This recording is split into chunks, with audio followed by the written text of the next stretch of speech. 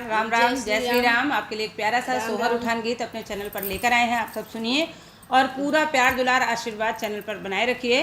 सुनिए इस प्यारे से सोहर उठान गीत को। उषा जी की तबीयत थोड़ा कम ठीक है तो बीच में थोड़ा थोड़ा खाती रह रही हैं कि ताकि एनर्जी शरीर में बनी रहे। हाथ कजरली हठाड़ी ननदिया, हाथ कजरली हठाड़ी ननदिया, ढन गन में सबेरवा हो गइला, ढन गन में सबेरवा हो गइला। हाथ कजरली हठाड़ी ननदिया, हाथ कजरली हठाड़ी ननदिया, ढन गन में सबेरवा हो गइला, ढन सासू जो यावे देवता मनावे, सासू जो यावे देवता मनावे, मोरे बलम पर देशवासी धारे, मोरे बलम पर देशवासी धारे, पियरी के उधरवा होई गवा, पियरी के उधरवा होई गवा।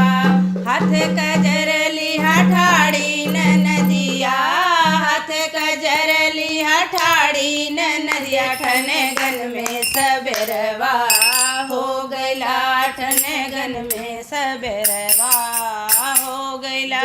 जोया में पिपली पिसावे, जठनी जोया में पिपली पिसावे, बारे बलम पर देशवासी धारे, बारे बलम पर देशवासी धारे, झुम के उधरवा होई गवा, झुमकी के उधरवा होई गवा। हाथ कजरली हठाड़ी ननदिया, हाथ कजरली हठाड़ी ननदिया, ठन गन में सबेरवा हो गया, ठन गन में सबेरवा हो गइला। नंदी जोया में गजरा लगावे, नंदी जोया गजरा लगावे, बारे बलम पर देशवासी धारे, बारे बलम पर देशवासी धारे, कंगना के उधरवा होई गया, कंगना के उधरवा होई गवा।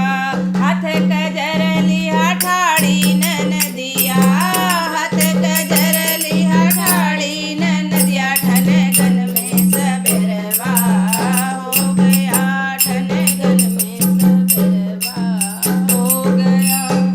जय श्री राम। आप सब सुनिए इस गीत को और पूरा सपोर्ट बनाए रखिए।